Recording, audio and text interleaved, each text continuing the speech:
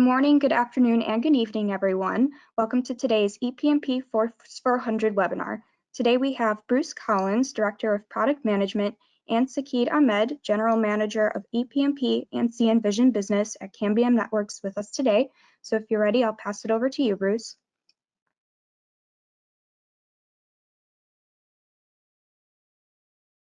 Great, thanks Riley, and thanks everybody for joining today. We have an exciting new product to talk about. The team's been working hard on this for quite some time, and we're excited to tell you about it. We're also very interested in what questions you might have about it. So please, you'll see a question bar down in the webinar interface. Please post any questions you have there. We also have, so as Riley mentioned, I'm the product manager for the product. Sakid, many of you may know, but Sakid also runs the entire ePMP business from technical and business side. And then we also have, he may not want me to say this, but we also have Dimitri on the line, who is the head of software development and sort of the key lead architect for ePMP. So certainly you can bring any questions you like. And while we're focused on Force 400 today, we want to keep it somewhat sort of interactive and casual. If you have questions about other stuff, we're happy to jump in and answer those as well. Presentation itself, it's not too long, so we have plenty of time for those questions, and it will be recorded and posted up on the community, so you can always follow up on these questions or lines of discussion over on the community. The way we want to introduce this product is that I want to let some of the customers speak for themselves here. We've had an extensive beta program with the Force 425. You can see here, I don't know if Josh is on the line or not today, but Josh is one of our beta customers. This is a quote of his that we also used in the press release. It is a, I'm not going to read through it. You all can see it on there, but as we go through the presentation, we'll talk about the technology and the specs and everything in the product, but I think it's important to note how much testing and experience we've been able to get with this over the last few months as the beta has been ongoing. So we'll weave in here a number of quotes, and then we'll have sort of a deep dive in some of the field results, so you'll be able to see what the real world performance of this radio is based on those trials, really in all different parts of the world. So let's get to the product. The right away, I'm going to throw it right out on the table here. It's a Force 425. You can see a picture of it. There's a Force 400C. This is our gigabit per second point-to-point solution. So you can deliver up to gigabit per second capacity in a point-to-point topology. Really, what we see the applications for this are is a broadband service provider or a WISP. You can do backhaul with it. You can serve enterprise customers if you want to deliver those really high hundreds of megabits per second all the way up to a gigabit per second to your business customers. And then also we see it as a nice extension for fiber networks. So you can drop this at the end of a fiber network and extend those customers that you're feeding with fiber. It is we have both the integrated option you can see there with the dish, it's 25 dBi dish, and then the connectorized one that you can fit that with the RF Elements twist port if you want to put a horn antenna on there, or if it's a couple of cables, you can put a dish antenna on there.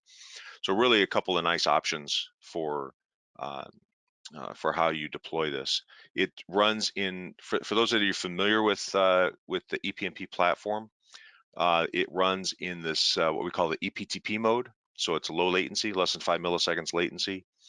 And it does give you a nice broad set of spectrum covering from 4.9 up to 6135. So you get a nice boost for those parts of the world that can take advantage of the extra spectrum. You can take advantage of that extra spectrum and more channels. IP67, and we'll talk a bit more about this, but it does have an SFP port that you can put a fiber interface on it, and we're looking at some other options on how we might be able to leverage that SFP port in some different applications. So that's a quick overview. I kind of buried the lead. This is our first 802.11ax based product.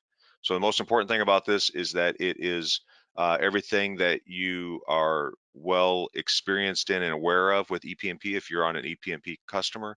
If you're new to Cambium or new to ePMP, this will give you confidence. This is the 4th generation of ePMP platforms, and it's leveraging the very latest technology, which is the 802.11ax standard. That is the very quick overview of what the Force 425 and the 400C is. So please, if you have questions, start populating that window. We're looking to see what you want to hear more about on this. While you ponder and think about what questions you want to ask, there's another quote here. This is a customer of ours in a friend of Cambium's in Croatia, from ProPing Telecom, and he also was his team was also a beta customer, and you can see his quote here as well, really enjoying the high spectral efficiency and the capacity that this product gives. Sakid, was there any questions that came in that? Yeah, there was a question. I'm responding to it on the chat. Just a clarification about up and down throughput. But stand by as Bruce goes through the slides. We'll talk a little bit about the performance and field data, so you'll get an idea on the actual throughput. Okay. Yeah, I think just if there's questions that you think will be more useful for the general audience, we should mention them here. Okay. So let's drill a little bit deeper into the technology. This is, as I mentioned, 802.11ax. So if you think about the evolution of ePMP, we started with the 11n standard, which was gave you some, maybe 200 megabits per second. You can think in terms of. We moved to 11 AC Wave 2, which added additional channel bandwidths, added some higher modulations, 256 QAM, and then the latest generation here, which is ultimately the 4th generation of ePMP, is where we introduce 802.11ax, and that adds a number of new capabilities. Ultimately, this is a 60% increase over the 11AC, the previous generation. It is this particular product is 2x2 MIMO. It does 20, 40, and 80 megahertz channels. And one of the big key benefits of 11ax, in addition to that headline capacity of a gigabit per second, you get that spectral efficiency regardless of the channel size you use. So you get that 12.5 bits per second per hertz. And that really comes from a combination of a new modulation level, so 1024 QAM. And it also has some new coding rates. 11ax brings some things like short guard interval, some longer symbols, some features like frame aggregation, and all of those things lead up to a very efficient use of the air interface that we can take advantage of with our ePTP mode and our ePMP platform. The software itself is the same as what you would expect to see if you had opened up a Force 325. If you open the GUI on a Force 425, it will be very familiar. Really, effectively the only difference you'll see is the new mod modes in the various reports as you look at the different speeds and performance on the radio. We've done a lot of work with the new processor in this device, so it will do up to 200,000 packets per second, and we continue to fine tune that. That will help with. Just all of a sudden got a little bit of feedback. Oh, there it's gone. So we're seeing some really good, for those of you that use sort of third-party testers like an RFC 2544 test suite, we're seeing some good performance with that. And you'll see in a lot of the field testing that's been done using some of the speed test that's within the MikroTik routers. You'll see that, so you can kind of replicate the performance that you'll see here in your own setup as well. The Force 425 has a 25 dBi dish, so you can see that in the picture here. We have not launched it yet, but we're evaluating and looking to launch what we call an optional range extender. And what that will do is it's a field installable option. I've got a picture of it in a later slide. Actually, it's hiding behind my interface here. You can see it on the right. That is a field installable ring that you can apply to the Force 425, and it adds an additional 3 dB of gain. And you put one at each end, you can add a 6 dB of link budget to your point-to-point link. So it's a nice thing to have in your back pocket as you're going out to install this, and you say, oh, there's I need a little more boost in performance or some issue with the alignment. You can get a little bit of additional boost on the link budget with the range extender. I mentioned before that the 400C, which is the connectorized version, can interface with the twist port, and you can see things like the power. As I mentioned, while the software is the same in this platform as well, at least from what the user can see, the platform or product around the ePMP is the same as well. So we have a 3-year hardware warranty. You can certainly get support from your channel partner, and then of course you can come to Cambium support both formally through our support programs as well as on our community, where you can get support from your peers and other people who are using the product.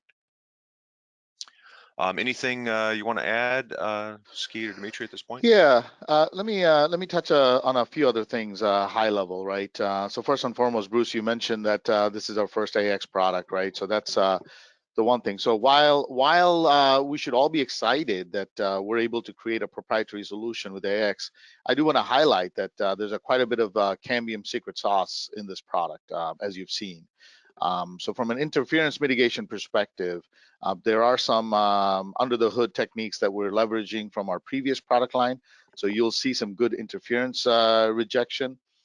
Some have commented about comparing spectrum analyzer reports between this product and previous products. Just keep in mind that at the end of the day, it's a different piece of hardware. So whether it's the dish or whether it's the fact that the radio is sitting behind in a complete metal enclosure, all of that helps with things like front to back and side lobe rejection and things like that. So it's not a fair comparison to a previous generation product. But fundamentally, Bruce will show the hardware stuff, but the AX part definitely gives us the higher modulations and some increased efficiency in how much data we're sending. But the interference mitigation stuff and the reliability and the software comes from the Cambium side. So really, this continues that evolution on leveraging 802.11 and creating new products. The other thing I do want to highlight is that while we have a gain enhancer and the integrated dish, Bruce mentioned the twist port antenna. We're seeing quite a bit of adoption on that. We've always welcomed ecosystem partners, so it's not just about RF elements, but third-party antennas you can use with connectorized cables and just attach it. And I'm sure there will be other partners popping up in the space to create adapters for larger dishes. Because at the end of the day, if you can increase your gain, your chances of getting that 1024 QAM increases. There's one other point I want to make that's important, is that as these radios start supporting higher modulations, what that means is the previous levels of modulations, i.e. 256 QAM, 64 QAM, the requirement of C2I, carrier to interference ratio, or SNR as we commonly call it, that also changes. It gets better. So if you think a 64 QAM needed 36 dBm of C2I, you may get away with it with 30. We don't really go out and publish some of these numbers out there because it does vary a little bit within a dB or so. But all in all modulations get an uplift on the 425 product line. So Bruce, back to you. Just wanted to add that context. All right, great. Thanks, Sakid. Make sure I'm still off mute there. So what we'll do now is I want to take you through a little bit of the mechanics on the Force 425. Oh, first we have a poll, surprise pop-up poll. So hey Riley, can you pop up that first poll? We kind of want to get some feedback from you all as you've seen the initial specs and things on the product. Kind of want to see what you're most interested in. So the poll is, which feature would you want to check out if you had a chance to try out a pair of these radios? So we'll give it another minute or so to vote on those topics. also been joined by Joe Steffen, who's our lead hardware engineer on the ePMP platform as well. So we got we have the whole the A team on here with Dimitri and Joe. Yeah, And Joe's really looking for compliments, right, Bruce, on the hardware. So feel free. Or criticisms. If you don't like the U-bolt, Joe's the guy to talk to. Okay, let's see. Let's give it another 10, 9, 8, 7, 6. Last chance to get your vote in. A few more people coming in with the votes. Okay, Riley, why don't you pop up the results there?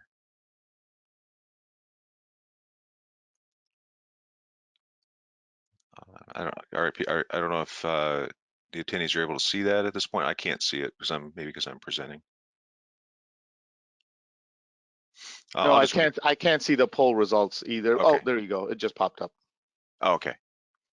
So you can see there what we have a good cross section of people from all different regions, and not too surprisingly, the winner here is people want to see, just give me the speed. They want to see that high level or that high speed performance.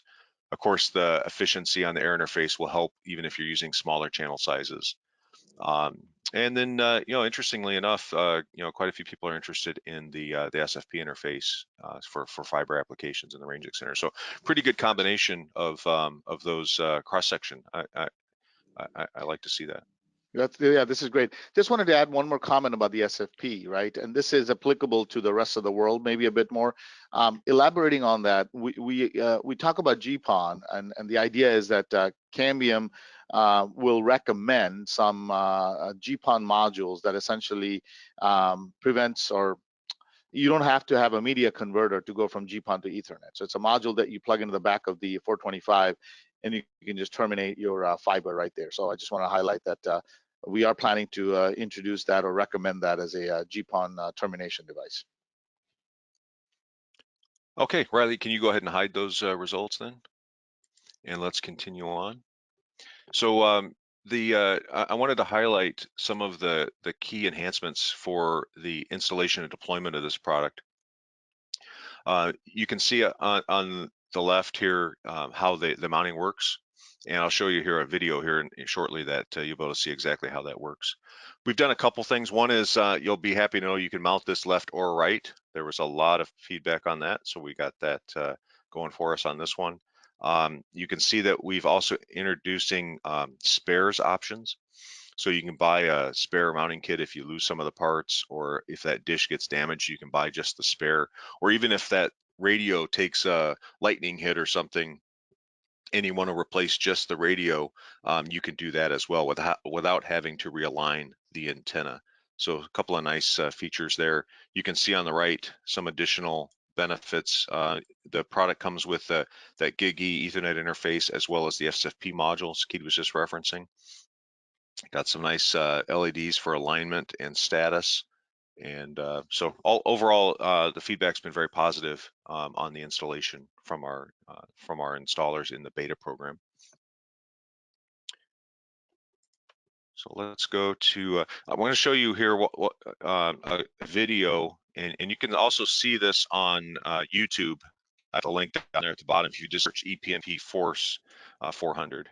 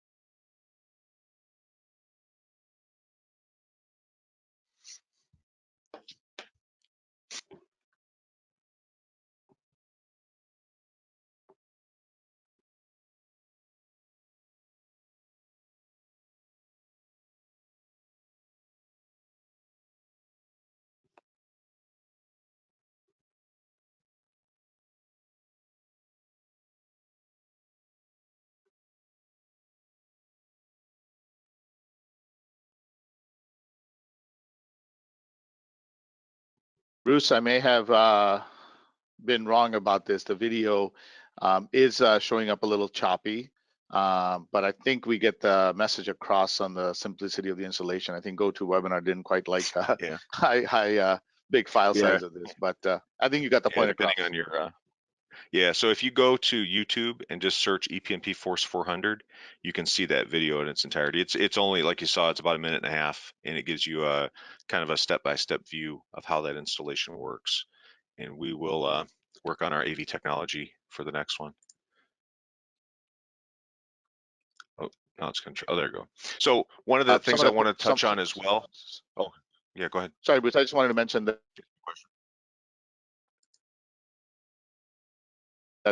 there's some questions coming up, and I just wanted to say that in the handouts on the GoToWebinar, the data sheet has been attached. If you pop that open, you're going to get a lot of the answers of questions like power and things like that right off the data sheet.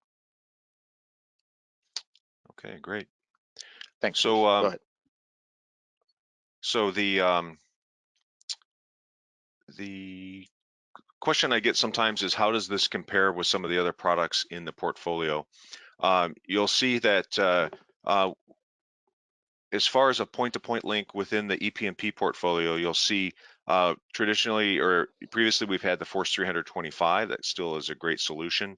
The Force 319R, also a great solution. It's IP67, has a 19 dBi panel, so it's got a nice form factor for some enterprise customers. You'll see where the Force 425 fits in. And then to the right, you'll see the PTP 550, which is our carrier aggregation model, does up to 1.4 gigabits per second. And this kind of gives you a kind of a single page sort of summary of what to expect. And the channel sizes, the up to 80 megahertz channels in all cases. If you want to go down to that 10 meg channel, you have a special application. You can get that with the 19R, which is also helpful at the 4.9 gigahertz spectrum. The IP67 on the 3 here on the right, and then 425 and 550 have the SFP module. I am showing pricing on here. This is list pricing, and this is your pricing depending on what region you're in will vary. So take this with a grain of salt and contact your channel partner for pricing because of the different. I said I wasn't going to talk politics today, but because of the different tariffs around the world, your pricing may vary depending on what region you're in. So check with your channel partner on what price you might expect. But this does give you a directional sense of how each of these fit together from a price standpoint.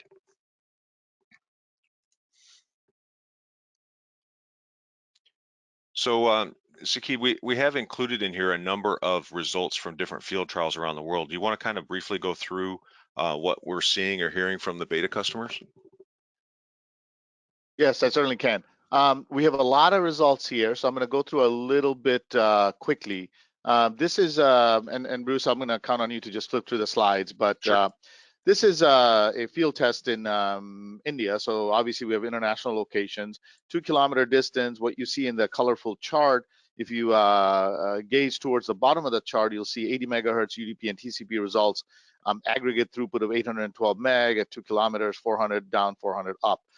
You see installation pictures, no biggie there. All these tests are done with MikroTik routers, so we're not just using the internal link test, but generating traffic. So it's either real UDP or real TCP traffic.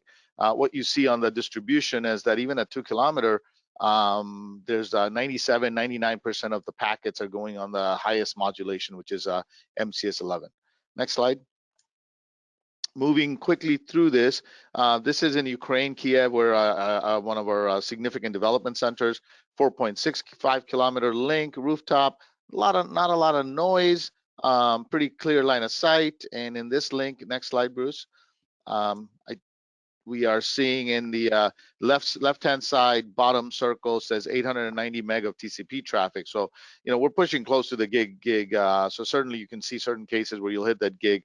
But long story short, in just about every deployment, we're pushing some really, really high throughput. Little number on latency and 20 megahertz without any load, you're seeing about 2.9 and just under 3 millisecond latency. But in the pinkish table, we're pushing 110% of the traffic, and even then the latency is staying pretty low. And once again, the lots of traffic on 1024 QAM modulation. Next slide. And the next one is in Italy, one of our great customers who's done a lot of tests for us. This is where you're seeing, somebody just asked me a question about 20 meg throughput, but here it is, 190 megabits per second on a 20 meg channel at 4.17 kilometer. This is with the 25 dBi dish. So this, in my mind, was outstanding. As much as we all get excited about 80 megahertz peak throughput, I want to see big performance in lower channels because that's more practical. So this is the situation in Italy. And with that, we'll move to the next slide. And Australia, this one is a good one too because this is a congested 40 megahertz channel. I wish we had the spectrum analyzer output, but our customer did report from Australia. This was a busy link, as you can see, on a rooftop with other equipment. But 400 meg on a 250 meg throughput with MikroTik is also something we're quite happy and proud of. Moving ahead, let's see if we've got some interesting scenarios closer to home. Canada, again, a great loyal customer of ours that participated in the beta. Here, 375 meg on the 40 meg channel, as I answered somebody just a few minutes ago. Once again, MikroTik routers pushing the traffic. Distance in this case is 14 kilometers. So at 14 kilometers, granted, this is a connectorized product, and I want to say this was a 27, maybe a 30 dBi dish. I can't remember. But at 14 kilometers, pulling 375 meg on a 5 gig point-to-point is nothing to sneeze at. And I hope the end game of all this is we are giving you a product that allows you to leverage 5 gig once again. And leverage it to get the high bandwidths that you need because it's cost effective, it's easy, it's free spectrum. So that's kind of the message here. So moving on from Canada. Yeah, I think one of the things that's interesting about that one is you can see how the adaptive modulation is working across 1024 QAM, and it'll fade back to 256 QAM for part of the time, but this might not be the perfect example of that, but you'll see even if you're between these modulations, if part of the time you can get up into 1024 QAM, you'll get that great performance, and at this range, that's pretty cool. Right. And a few quick ones. This is in Croatia. Again, they're doing lots of tests. You've got 20 meg, 40 meg, and a 80 meg with 600 megabits per second at link distance of 4 kilometers. Not the cleanest channel, but once again, as I mentioned earlier, even the lower modulations are pushing more consistently. Next slide. I think we can have a shout out to our friends from Croatia. Yeah, we gave a shout out in the beginning with their the quote from ProPing Telecom, as well as our good friends at Josh Lithman at Imagine, as well as a big thank you for a lot of the folks that participated in the beta and gathered these results and helps us make the product better and take the time and effort to put up these dishes. So we really do appreciate that. Next slide, Bruce. And speaking of the beta on the previous slide, I don't know if anyone noticed, but even it was the beta software, the session uptime is 5 days. And we've been pushing like every week, giving the new firmware to the guys, and it was pretty not stable. To break anything, so, right? Yeah. But yeah, stability is a good point, right? We did get some good feedback on that front too, that overall links are quite stable. The gist of it is that the reason we did so many betas is we wanted to get a pretty rock solid product out the door. And sure, there's going to be bugs in the future. I'm sure we'll break a few things here and there, but our goal in life is at Cambium is to be responsive to you. So if you tell us there's an issue, we'll try our darnest to fix it quickly and get it out there. But all in all, the team has done a pretty good job in keeping things fixed and stable. So the links have been running for a while. Let's move ahead really quick, and I'm sure there's questions lighting up, so we'll go past Croatia. And good old US of A, this one's running for 8 days, just about 2-mile link. This is a link test, about 750 meg at this is interesting because this is probably something interesting happening here because I see it's a 40 meg channel. So the monitor wireless and the actual throughput results being run might be different. Oh no, never mind. It's downlink and uplink. I stand corrected. Okay, and while we're on the USA topic, I just want to highlight that the team is working towards making sure that the STA channel, the special temporary authority that opens up that 50 megahertz above 5.9. We're going to have a build in the official release in a relatively near term, which will give you a nice option for a clean channel. And while we're on this topic, a couple of questions popped up that I will go ahead and answer regarding DFS. We are working on DFS. You asked if there's any reported issues. It's not about issues. We actually don't have DFS channels enabled in North America just yet. We're going through the lab testing and whatnot, and we'll open up DFS channels in the very near future. And I believe there's one last trial, Bruce, that we can touch on. Poll time. Yeah, poll number 2. These always pop in, surprise me. I put them in and then I forget where I put them. Riley, can you pop up the second poll? And last, I should say. So this is your last chance to vote.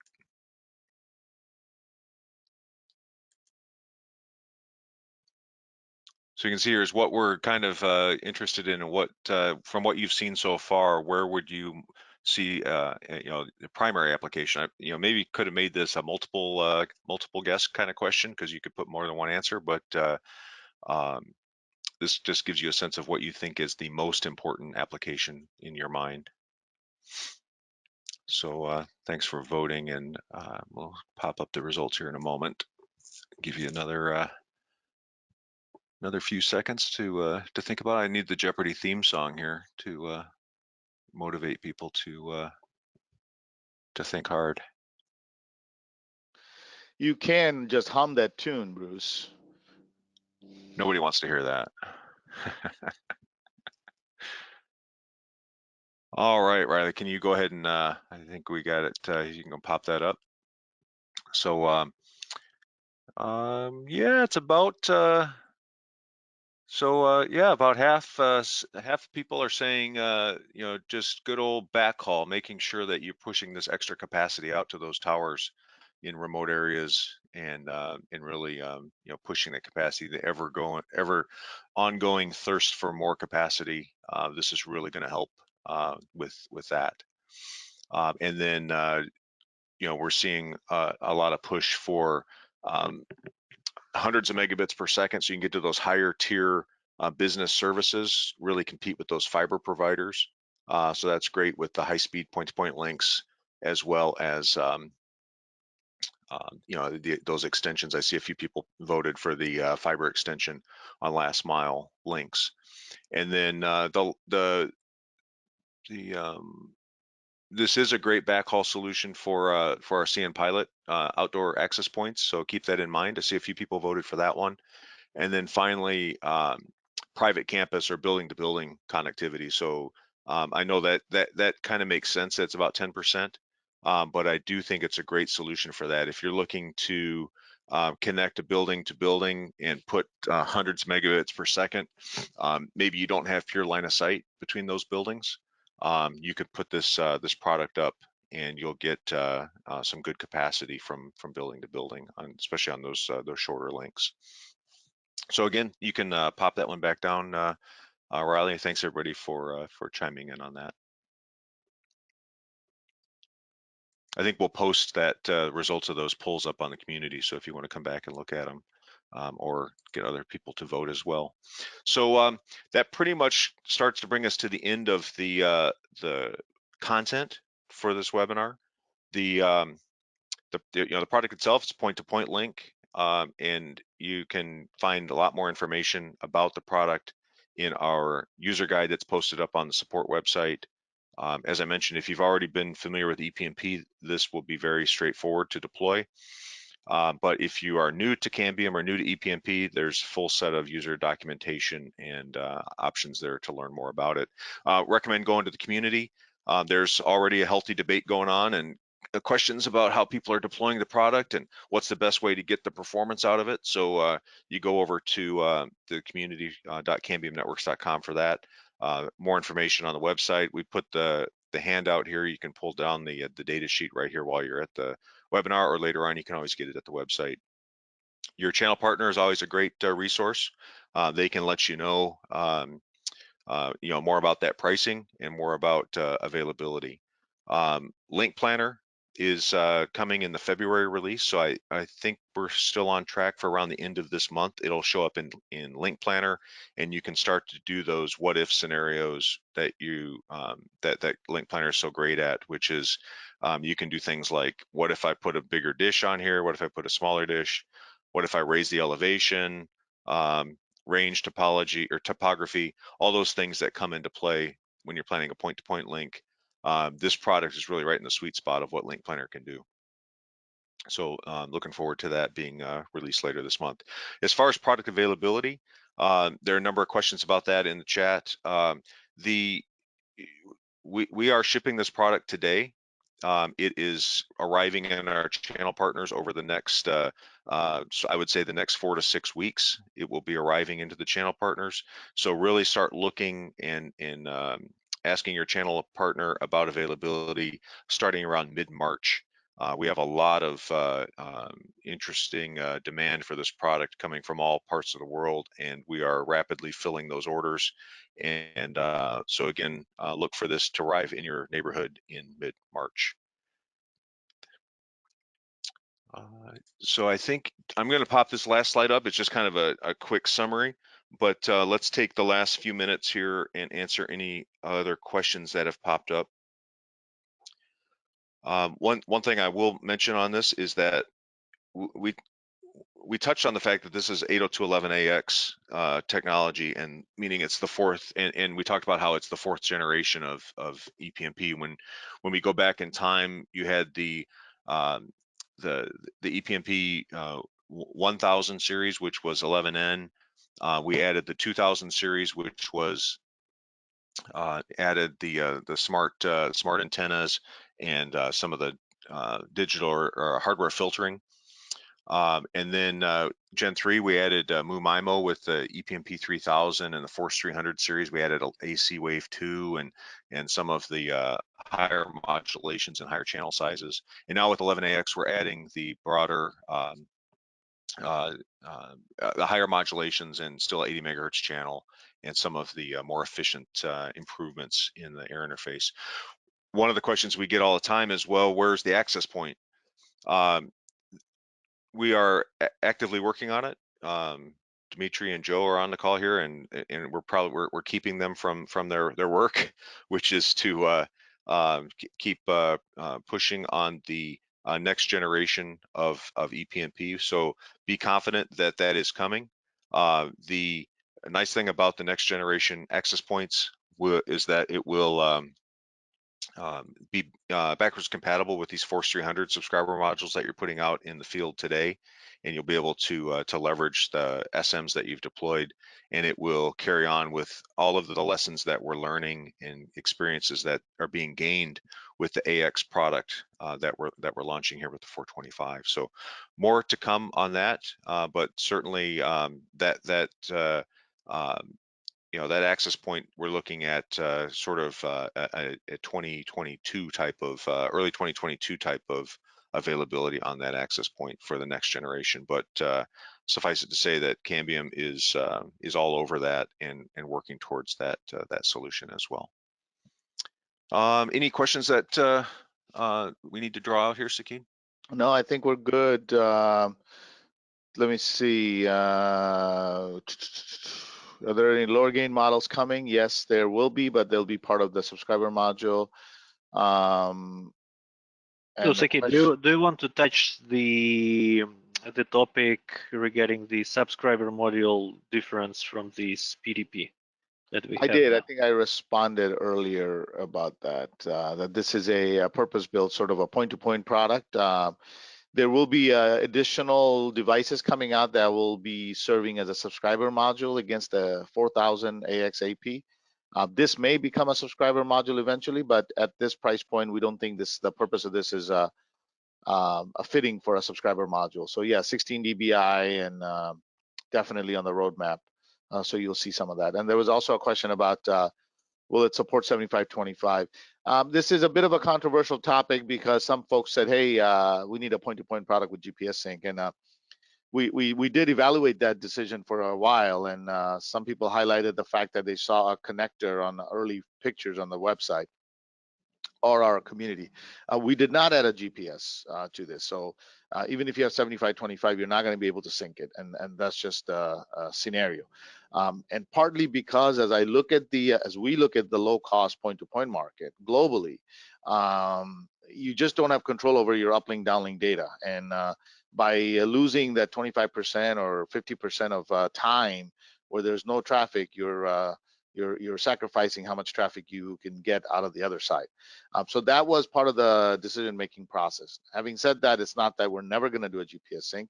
Stay tuned. We'll keep an eye on the requirement. We'll keep how the market reacts to this and reevaluate that. But right now, that was kind of the thinking on why we did not do GPS sync, and therefore a 75-25 ratio isn't really going to give you more throughput. What you have today is absolutely the maximum throughput you're going to squeeze out of this system. That kind of covers a few different questions that showed up at the tail end of this.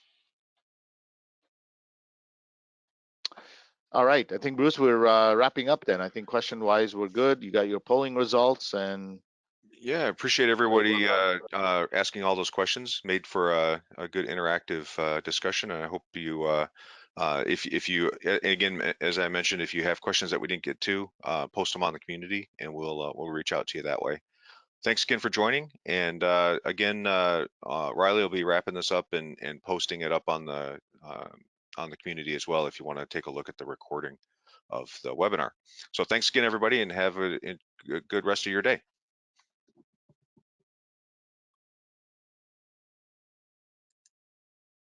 Thanks, everyone. Like Bruce said, I will be posting and sending out this webinar recording to all attendees, so be on the lookout for that.